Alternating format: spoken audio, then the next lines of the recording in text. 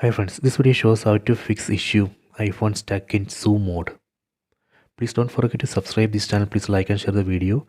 You can see right now zoom mode has been enabled in this phone. Because of that, it's very difficult to use. I need to use 3 fingers to navigate. See.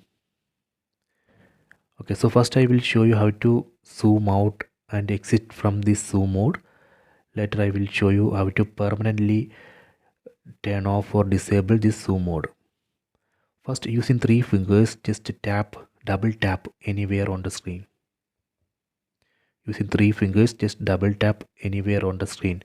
That way we can zoom out. Now I can enter the password and login. See, now I am in. Next I will show you how to turn off or disable zoom mode. Go to settings, tap on the settings app icon. Go down, go to accessibility, select zoom.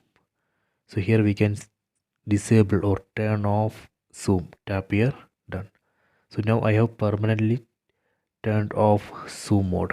So this way we can fix that issue iPhone stuck in zoom mode. I hope you have enjoyed this video. Please take it.